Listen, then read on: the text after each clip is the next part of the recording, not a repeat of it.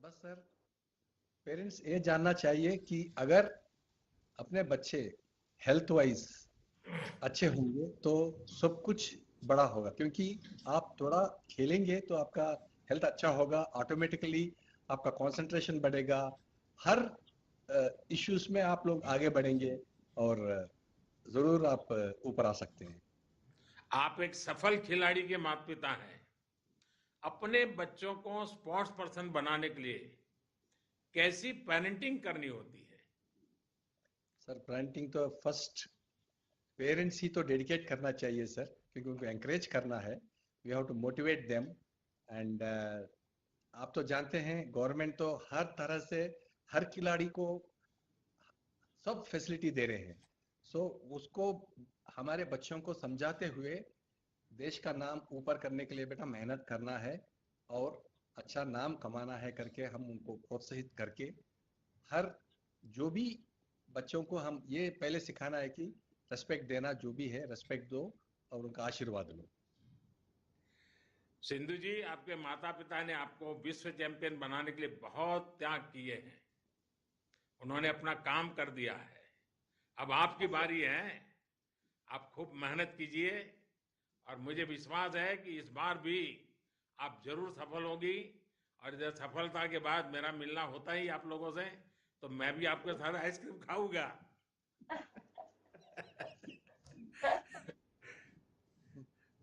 आइए, नमस्कार जी। एला से बात करते हैं। एला, नमस्ते।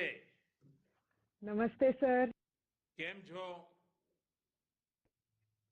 एला હવે ગુજરાતી બોલે છે કે નહીં? हाँ सर, થોડુંક આવડે છે મને। एला, मुझे बताया गया कि आप पहले एथलेट्स में जाना चाहती थी, फिर ऐसा क्या ट्रिगर कर गया कि आपने शूटिंग को अपना लिया? सर मैंने एक्चुअली काफ़ी सारे स्पोर्ट्स ट्राई किए थे शूटिंग के पहले। मुझे बचपन से ही स्पोर्ट्स बहुत ही पसंद था। एथलेटिक्स, बैडमिंटन, जूडो वगैरह ट्राई किया था। लेकिन जब मैंने शूटिंग शुरू किया तब मुझे एक बहुत ही ज़्यादा एक्साइटमेंट मिला था इस गेम में, क्योंकि हमको बहुत ज़्यादा स्टेडी रहना होता है, बहुत ज़्यादा कामनेस चाहिए होता है। तो सर बस वो जो कामनेस चाहिए थी वो थी नहीं मेरे पास। तो आई वाज लाइक कि ठीक है, इससे ही बहुत कुछ सीखने मिलेगा मुझे इस गेम से। तो उसी उसी से सर बहुत ज़्यादा लगाव हो गया गेम से। अभी मैं दूरदर्शन पे एक कार्यक्रम देख रहा था। उसमें मैं आपके माताजी पिताजी को सुन रहा था और वो संस्कार धाम में आपने इसका प्रारंभ किया था, इसका पूरा वर्णन कर रही थी। और वहां का बड़ा गर्व के वहीं जाकर के वो आपको याद कर रही थी। अच्छा, स्कूल से ओलंपिक तक बहुत सारे युवा आपकी इस जर्नी के बारे में जानना चाहेंगे। देखिए, मैं मणिनगर का एमएलए था और आप मणिनगर में रहते हैं। और जब मैंने खोखरा में मेरे असेंबली सेगमेंट में सबसे पहले स्पोर्ट एकेडमी शुरू की, तो आप लोग खेलने आते थे। तब तो जो बच्ची थी। और आज मुझे जी सर। तुम्हें में देखने के बाद बड़ा गर्व होता है। तो बताइए कुछ अपनी बात। सर मेरी शूटिंग की प्रोफेशनल जर्नी संस्कार धाम से ही शुरू हुई थी। मैं 10th स्टैंडर्ड में थी, तो मॉम डैड का ही कॉल था कि ठीक है आप स्पोर्ट्स ट्राई करके देख लीजिए, अगर आपको इतना इंटरेस्ट है तो कर लीजिए करके उन्होंने बोला था। तो स्पोर्ट्स अथॉरिटी ऑफ गुजरात और gun for glory shooting academy से जो एमओयू साइन हुआ था सर, तो संस्कार धाम ने उन्होंने district level sports school start किया था। तो पढ़ाई भी उधर ही होती थी, पूरा दिन हमारा ट्रेनिंग भी उधर ही होता था सर। तो सर वो जर्नी काफ़ी अच्छी रही है, क्योंकि वहीं से मैंने स्टार्ट किया। और अब जब मैं ओलंपिक्स, मेरी फर्स्ट ओलंपिक्स के लिए जा रही हूँ सर, तो बहुत प्राउड फील होता है कि इतने लोगों की मदद, इतने लोगों ने मेरे इतना सपोर्ट किया, मोटिवेट किया और हमेशा गाइड किया है सर। तो काफ़ी अच्छा लगता है सर। एला, अभी आप ग्रेजुएशन कर रही हैं।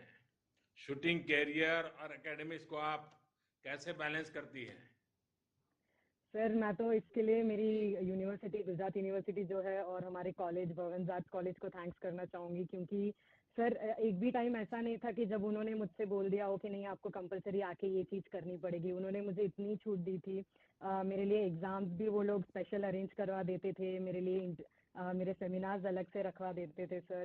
तो काफ़ी सपोर्ट किया है सर। मेरे पूरी जर्नी में उन लोग ने काफ़ी सपोर्ट किया है और स्कूल ने भी हम मुझे काफ़ी सपोर्ट किया है सर। एला, आपकी जनरेशन एम्बिशियस भी है और मैच्योर भी है। आपने इतनी कम उम्र में विश्व स्तर पर सफलता प्राप्त की है। ऐसे में देश को उम्मीद है कि खेल के सबसे बड़े मंच पर भी आप इसी यात्रा को जारी रखेंगी। मेरी आपको बहुत शुभकामनाएं हैं और आपके माताजी पिताजी को भी मेरा प्रणाम है। वणक्कम। आइए हम सौरभ चौधरी से बात करते हैं। नमस्कार सर। सौरभ जी नमस्ते। आपने इतनी कम उम्र में ही ओलंपिक के लिए क्वालिफाई कर लिया है। कैसे और कब आपका ये मिशन शुरू हुआ? सर 2015 में मैंने शूटिंग अपना स्टार्ट किया था। हमारे पास के गांव में ही एक शूटिंग एकेडमी है, वहाँ पे मैंने स्टार्ट किया। मेरी फैमिली ने भी काफ़ी सपोर्ट किया मुझे। उन्होंने खुद ही कहा कि जब तुझे इतना पसंद है तो ट्राई करना चाहिए।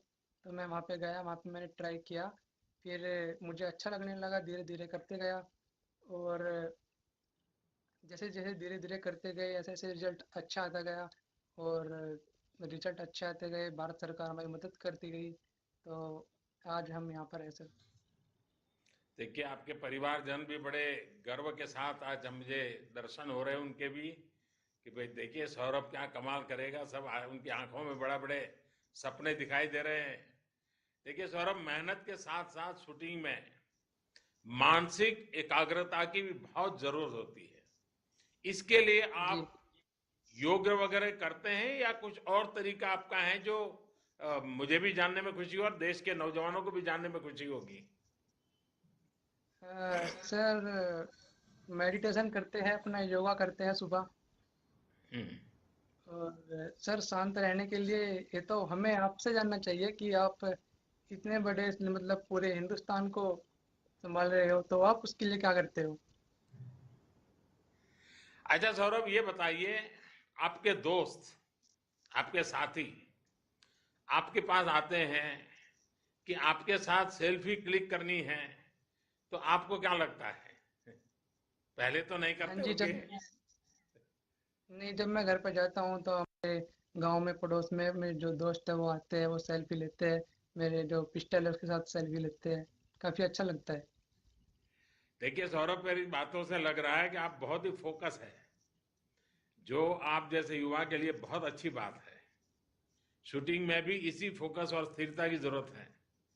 आपको तो अभी बहुत लंबी यात्रा करनी है, देश के लिए कई मुकाम हासिल करने हैं। हम सभी को विश्वास है कि आप ओलंपिक में बहुत अच्छा प्रदर्शन करेंगे और भविष्य में भी बहुत आगे आएंगे। आपको और आपके परिवारजनों को मेरा प्रणाम।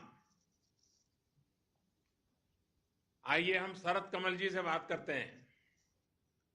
शरद जी नमस्ते। नमस्ते सर। शरद जी, आपने 3 ओलंपिक्स में भाग लिया है। आप तो बड़े जाने माने खिलाड़ी हैं। आप उन युवा खिलाड़ियों को क्या सुझाव देंगे जो पहली बार ओलंपिक में देश का प्रतिनिधित्व कर रहे हैं? इस बार जो ओलंपिक्स होने वाली है ये काफी एक नया सिचुएशन में हो रही है, बल्कि ये कोविड-19 के टाइम में हो रही है।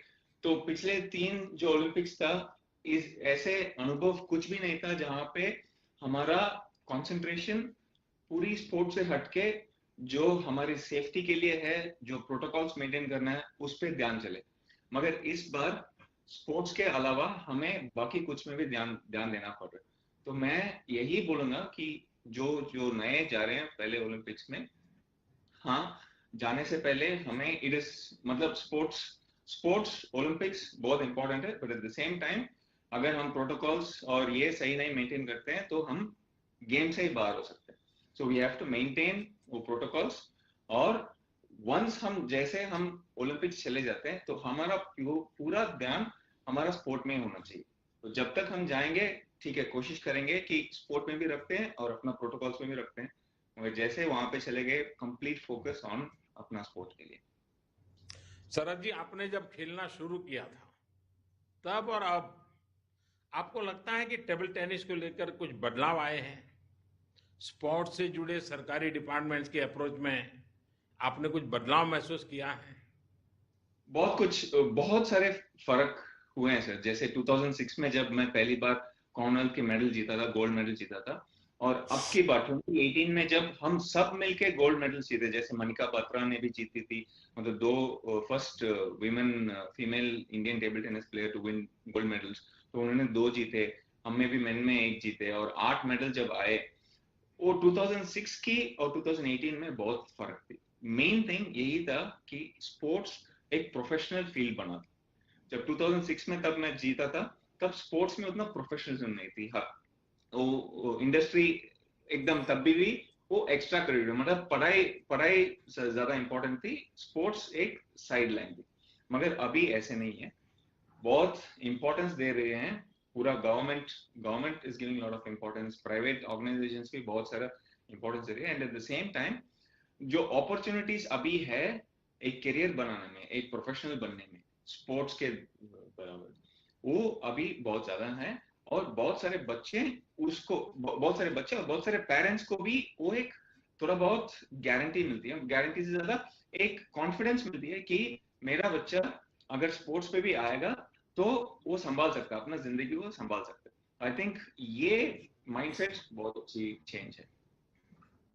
शरद जी, आपके पास सिर्फ टेबल टेनिस ही नहीं बल्कि बड़े इवेंट्स का बहुत विशाल अनुभव है। मुझे लगता है कि अनुभव आपके काम तो आएगा ही, साथ ही टोक्यो ओलंपिक में भाग ले रही देश की पूरी टीम के काम आने वाला है।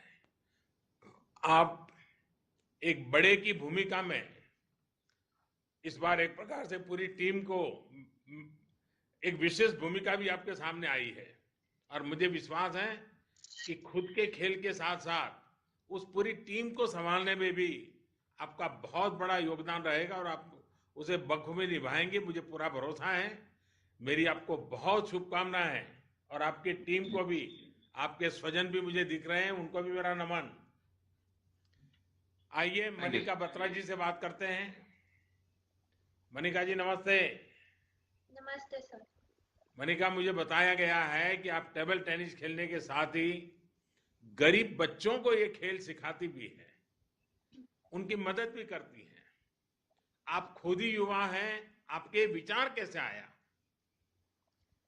सर, जब मैं पहली बार यहाँ पुणे में खेलती हूँ तो वहाँ आई थी, तो मैंने देखा जो अनप्रिविलेज्ड और ऑर्फन्स थे बहुत अच्छा खेल रहे थे, और यहाँ के जो सेंटर में उनको सिखाते हैं तो बहुत अलग था मेरे लिए। तो मुझे ऐसा लगा कि इनको जो चीज़ें नहीं मिली या पहले नहीं कर पाए, तो मुझे इनको हेल्प करनी चाहिए कि ये भी मेरे को फॉलो करके अच्छे प्लेयर बन सके। तो आई थिंक वो चीज़ मुझे, जैसे वो प्लेयर्स बच्चे खेलते हैं, मुझे उनको देख के मोटिवेशन मिलता है कि इतनी सी छोटी सी उम्र में, और मतलब पहले किसी का साथ नहीं, और इस उम्र में इतना अच्छा खेल रहे हैं, तो बहुत मोटिवेशन मिलता है उनको देख के।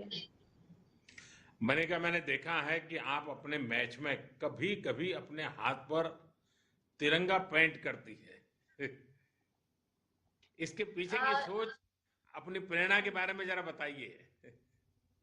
हाँ जी, मतलब लड़की होने के तौर पे मुझे ये सब चीज़ें पसंद है, बट ऑल्सो कि इंडिया का फ्लैग अपने पास रखना कहीं पे, और स्पेशली जब मैं सर्विस करती हूँ खेलते हुए तो मेरा लेफ्ट हैंड मुझे दिखता है और वो इंडियन फ्लैग दिखता है नेल पे, तो वो चीज़ मुझे इंस्पायर करती है। इसलिए मेरा, जब भी मैं कुछ इंडिया के लिए खेलने जाती हूँ, कंट्री के लिए खेलने जाती हूँ, तो मैं ये चीज़ रखती हूँ कि कुछ ना कुछ फ्लैग या कुछ इंडिया का कुछ भी मेरे पास दिल से जुड़ा रहे। वाह। मुझे बताया गया कि आपको डांसिंग का भी बहुत शौक है। क्या डांसिंग के शौक आपके लिए स्ट्रेस बस्टर की तरह काम करते हैं? हाँ जी सर, क्योंकि जैसे किसी किसी का होता है कि म्यूजिक सुनना, डांस करना, तो मेरा डांस करना स्ट्रेस बस्टर का काम करता है। जब भी मैं टूर्नामेंट में जाती हूँ या कुछ, जब खाली टाइम होता है, मैं रूम पे आती हूँ मैच खेल के या मैच से पहले, तो मैं डांस करके जाती हूँ क्योंकि मुझे अच्छा लगता है और कॉन्फिडेंस आता है। मैं ऐसे सवाल पूछ रहा हूँ, तुम्हारे परिवारजन, तुम्हारे मित्र सारे हंस रहे हैं। मनिका, आप अंतर्राष्ट्रीय स्तर पर चैंपियन है। आप बच्चों को भी अपने खेल से जोड़ रही हैं।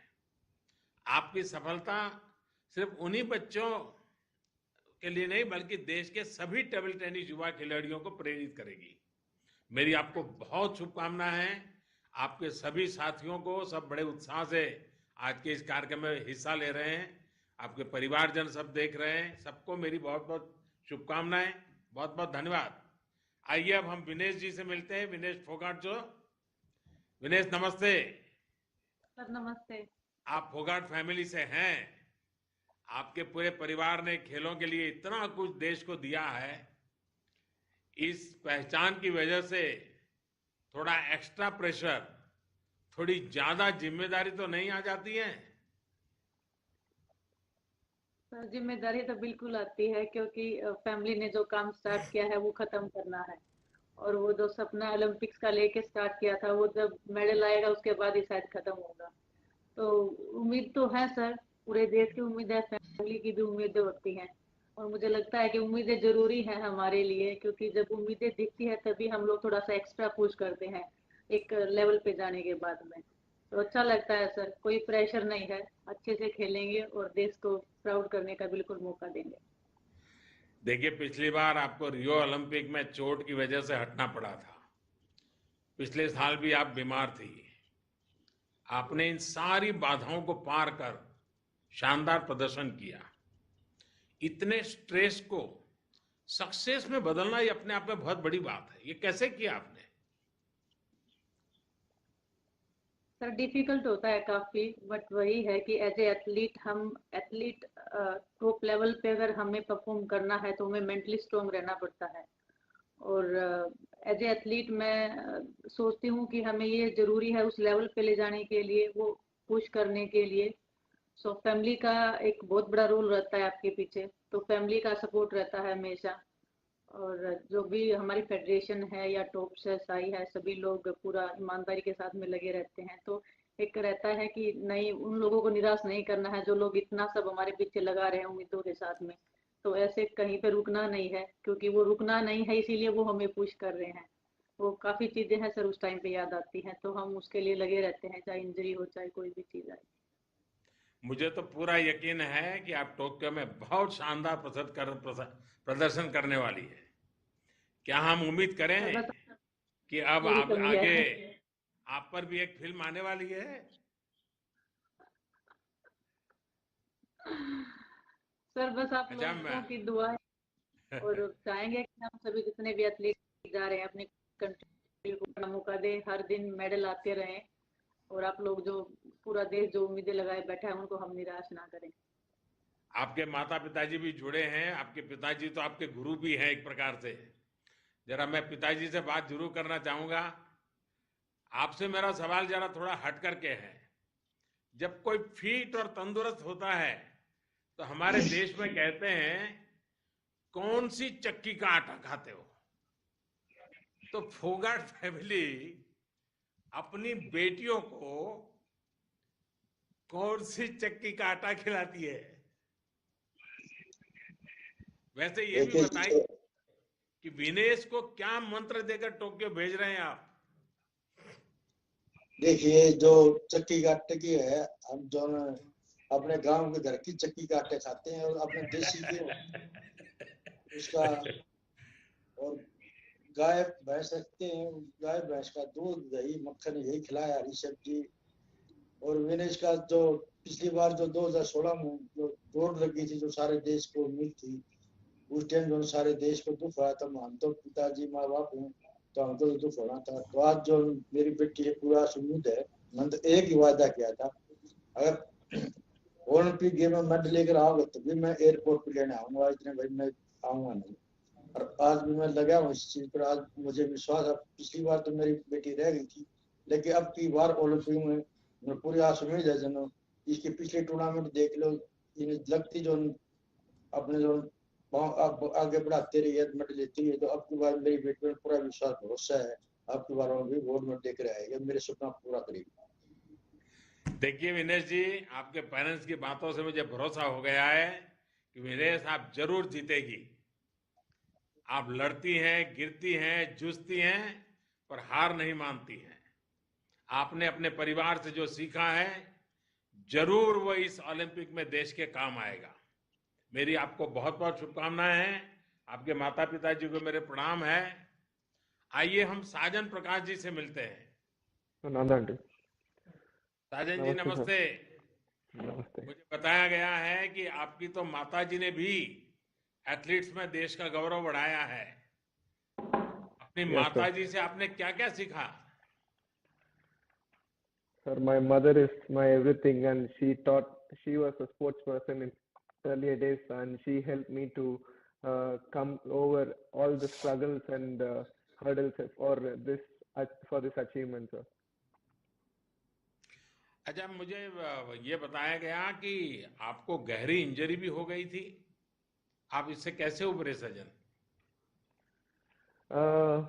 First of all, for 18 months after the closure of pool, we had a lot of struggles, and with the injury, we were out of the pool for so long, and it was very frustrating and depressing at the first time.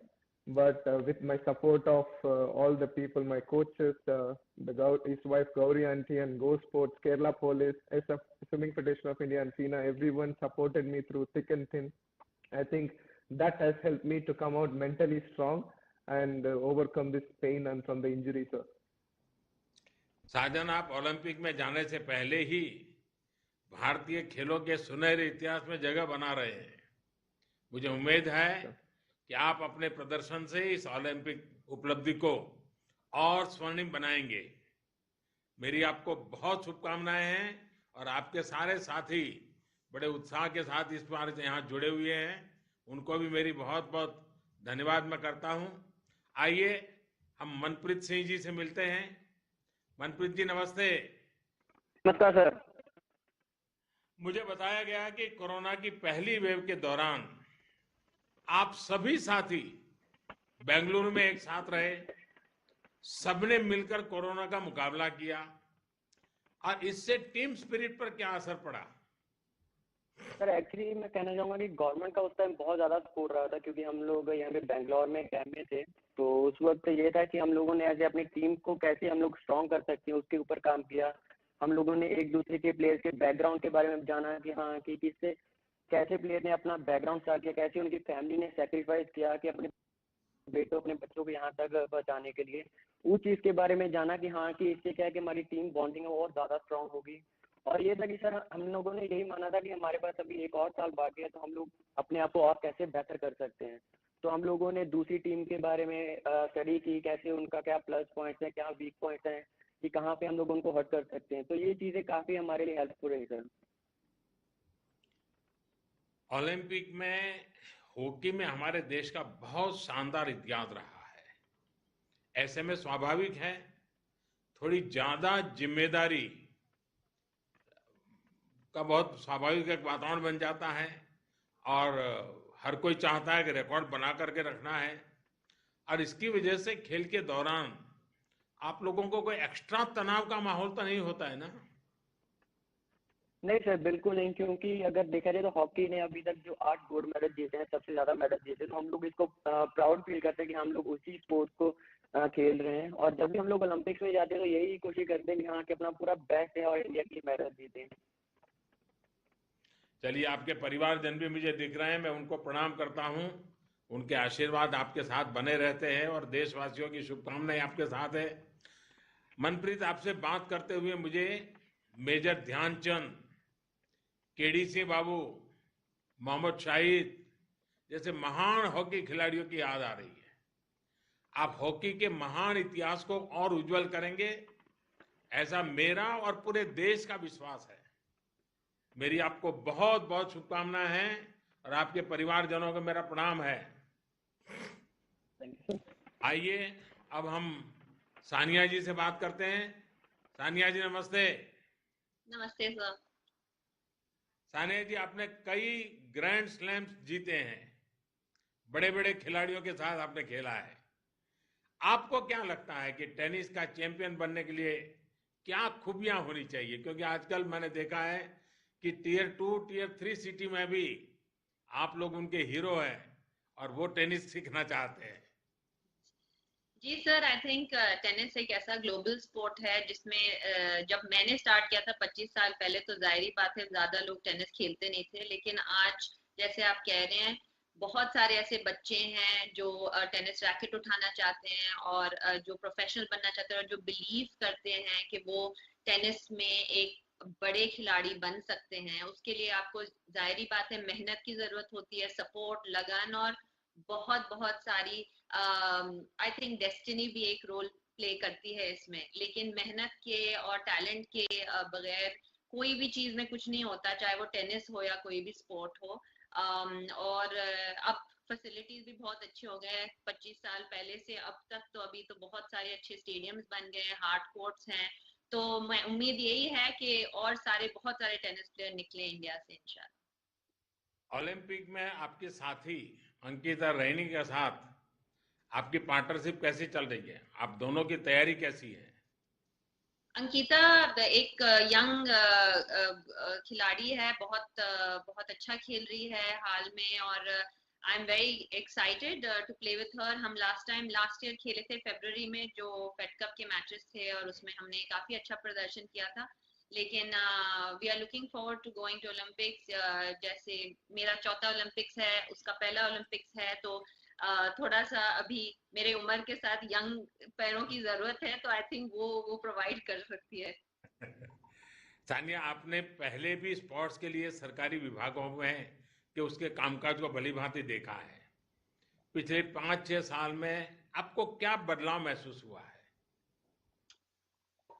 जैसे मैंने कहा, I think 5-6 साल ने अब जब से हमारे पास Commonwealth games हुआ है सर, तब से आई थिंक कि बिलीफ जो आ गया है कि हमारे कंट्री में से क्रिकेटर्स के अलावा भी बहुत सारे ऐसे स्पोर्ट्स पर्सन हैं जो देश के लिए नाम कमाते हैं और देश के लिए देश को बहुत अच्छे मुकाम पे पहुंचाते हैं। आई थिंक वो बिलीव धीरे धीरे लास्ट 5-6 साल में और भी बढ़ गया है। और आप तो गवर्नमेंट और से हमें हमेशा ही सपोर्ट मिलता है। मैं आपसे जब पर्सनली मिली हूँ, आपने हमेशा मुझे यही कहा है कि आप हर चीज में साथ देंगे। तो इसी तरह 5-6 साल में बहुत कुछ, और लास्ट ओलंपिक से अब ओलंपिक्स तक भी काफी सारा फर्क है। मैं 2 साल ऑफ थी, जाहिर बात है, जब मेरा बच्चा हुआ था, तो लेकिन तब से लेके अब तक मैं जो लास्ट ईयर से आई हूँ, मुझे बहुत सारा फर्क नजर आया।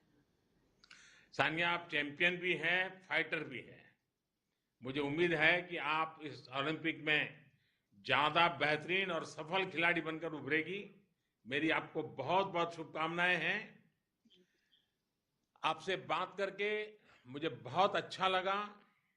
वैसे सभी से बात नहीं हो पाई, लेकिन आपका जोश, आपका उत्साह पूरे देश के सभी लोग आज महसूस कर रहा है। कार्यक्रम में मेरे साथ उपस्थित देश के खेल मंत्री श्रीमान अनुराग ठाकुर जी, अब से कुछ दिन पहले तक खेल मंत्री के रूप में आप सबके साथ बहुत काम किया है। ऐसे हमारे वर्तमान कानून मंत्री श्रीमान किरण रिजिजू जी, खेल राज्य मंत्री हमारे यंगेस्ट मिनिस्टर हैं हमारी टीम के श्रीमान निशित प्रामाणिक जी, स्पोर्ट्स से जुड़ी संस्थाओं के सभी प्रमुख, उनके सभी सदस्य, और टोक्यो ओलंपिक में हिस्सा लेने जा रहे सभी मेरे साथियों, सभी खिलाड़ियों के परिजन। आज हमारी वर्चुअल बातचीत हुई है, लेकिन मुझे और अच्छा लगता यदि मैं आप सभी खिलाड़ियों को यहां दिल्ली के अपने घर में होस्ट करता, आप लोगों से रूबरू मिलता। इसके पहले मैं हमेशा करता रहा हूं, और मेरे लिए वो अवसर बड़ा उमंग का अवसर रहता है। लेकिन इस बार कोरोना के कारण वो संभव नहीं हो पा रहा है, और इस बार आधे से अधिक खिलाड़ी हमारे पहले से विदेशों में उनकी ट्रेनिंग चल रही है। लेकिन वापिस आने के बाद मैं आपको वादा करता हूं, आप सबके साथ मैं जरूर सुविधा के अनुसार समय निकाल करके मिलूंगा। लेकिन कोरोना ने बहुत कुछ बदल दिया है। ओलंपिक का साल भी बदल गया, आपकी तैयारियों का तरीका बदल गया, बहुत कुछ बदलाव हुआ है। अब तो ओलंपिक शुरू होने में सिर्फ 10 दिन बचे हैं। टोक्यो में भी एक अलग तरह का माहौल आपको मिलने वाला है। साथियों, आज आपसे बातचीत के दौरान देश को भी पता चला कि इस कठिन समय में भी देश के लिए आपने कितनी मेहनत की है, कितना पसीना बहाया है। पिछली मन की बात में मैंने आप में से कुछ साथियों के इस परिश्रम की चर्चा भी की थी। मैंने देशवासियों से आग्रह भी किया था कि वो देश के खिलाड़ियों के लिए, आप सभी के लिए चीयर करें, आपका मनोबल बढ़ाएं। मुझे ये देखकर आज खुशी होती है कि देश आपको चीयर कर रहा है। हाल के दिनों में हैशटैग चीयर फॉर इंडिया के साथ कितनी ही तस्वीरें मैंने देखी हैं। सोशल मीडिया से लेकर देश के अलग अलग कोनों तक पूरा देश आपके लिए उठ खड़ा हुआ है। 135 करोड़ भारतीयों की शुभकामनाएं। खेल के मैदान में उतरने से पहले आप सभी के लिए देश का आशीर्वाद है। मैं भी अपनी ओर से आपको ढेर सारी शुभकामनाएं देता हूं। आप सभी को देशवासियों से लगातार शुभकामनाएं मिलती रहे, इसके लिए नमो ऐप पर भी एक खास प्रावधान किया गया है। नमो ऐप पर जाकर भी लोग आपके लिए चीयर कर रहे हैं, आपके लिए संदेश भेज रहे हैं।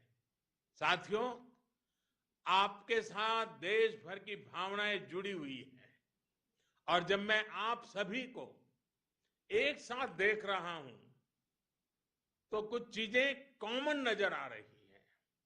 और जब मैं आपको देखता हूं तो कॉमन बातें हैं बोल्ड, कॉन्फिडेंट एंड पॉजिटिव। आप में एक कॉमन फैक्टर दिख रहा है, डिसिप्लिन, डेडिकेशन और डिटर्मिनेशन।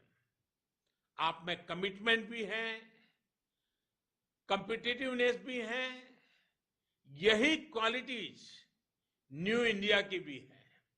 इसलिए आप सब न्यू इंडिया के रिफ्लेक्शन है, देश के भविष्य के प्रतीक है। आप में से कोई दक्षिण से हैं, कोई उत्तर से हैं, कोई पूरब से हैं तो कोई पूर्वोत्तर से हैं। किसी ने अपने खेल की शुरुआत गांव के खेतों से की है, तो कई साथी बचपन से ही किसी स्पोर्ट्स एकेडमी से जुड़े रहे हैं। लेकिन अब आप सब यहां टीम इंडिया का हिस्सा है। आप सब देश के लिए खेलने जा रहे हैं। यही डायवर्सिटी, यही टीम स्पिरिट ही एक भारत श्रेष्ठ भारत की पहचान है। साथियों, आप सब इस बात के साक्षी हैं कि देश किस तरह आज एक नई सोच, नई अप्रोच के साथ अपने हर खिलाड़ी के लिए साथ खड़ा है। आज देश के लिए आपका मोटिवेशन बहुत महत्वपूर्ण है। आप खुलकर खेलें, अपने पूरे सामर्थ्य के साथ खेल सकें, अपने खेल को, अपनी टेक्निक को और निखार सकें। इसे सर्वोच्च प्राथमिकता दी गई है। आपको याद होगा, ओलंपिक के लिए एक हाई लेवल कमेटी का गठन काफी पहले ही कर दिया गया था। टारगेट ओलंपिक पोडियम स्कीम के तहत सभी खिलाड़ियों को हर संभव मदद दी गई। आपने भी इसे अनुभव किया है। पहले की तुलना में जो बदलाव आज आए हैं, उन्हें भी आप महसूस कर रहे हैं। मेरे साथियों, आप देश के लिए पसीना बहाते हैं, देश का झंडा लेकर जाते हैं। इसलिए ये देश का दायित्व है कि आपके साथ डटकर खड़ा रहे। हमने प्रयास किया है खिलाड़ियों को अच्छे ट्रेनिंग कैंप्स के लिए, बेहतर इक्विपमेंट के लिए। आज खिलाड़ियों को ज्यादा से ज्यादा इंटरनेशनल एक्सपोजर भी दिया जा रहा है। स्पोर्ट्स से जुड़ी संस्थानों में आप सबके सुझावों को सर्वोपरि रखा, इसीलिए इतने कम समय में इतने बदलाव आ पाए हैं। साथियों, जैसे खेल के मैदान में मेहनत के साथ सही स्ट्रेटेजी जुड़ जाती है तो जीत पक्की हो जाती है। यही बात ग्राउंड के बाहर भी लागू होती है। देश ने खेलो इंडिया और फिट इंडिया जैसे अभियान चलाकर मिशन मोड में सही स्ट्रेटेजी से काम किया, तो परिणाम भी आप देख रहे हैं।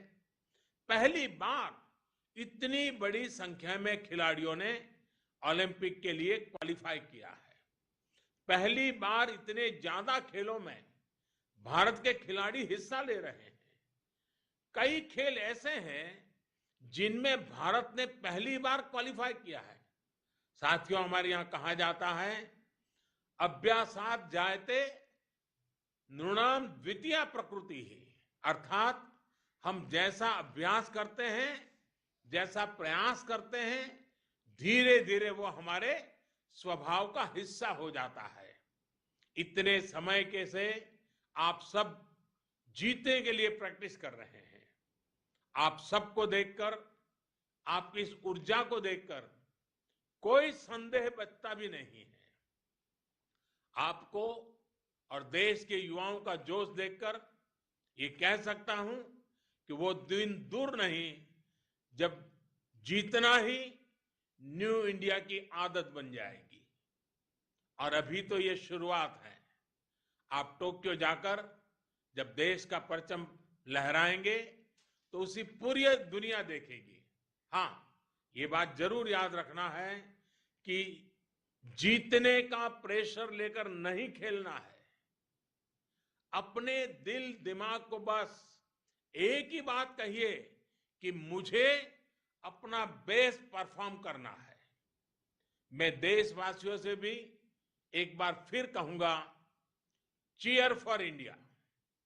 मुझे पूरा विश्वास है आप सब देश के लिए खेलते हुए देश का गौरव बढ़ाएंगे, नए मुकाम हासिल करेंगे। इसी विश्वास के साथ आप सभी का बहुत बहुत धन्यवाद, मेरी बहुत बहुत शुभकामनाएं और आपके परिवारजनों को मेरा विशेष प्रणाम। बहुत बहुत धन्यवाद। मैं संपूर्ण खेल जगत की तरफ से आदरणीय प्रधानमंत्री जी का धन्यवाद करता हूं। सर, आपके मार्गदर्शन से हमारे खिलाड़ी बहुत उत्साहित हुए हैं। धन्यवाद।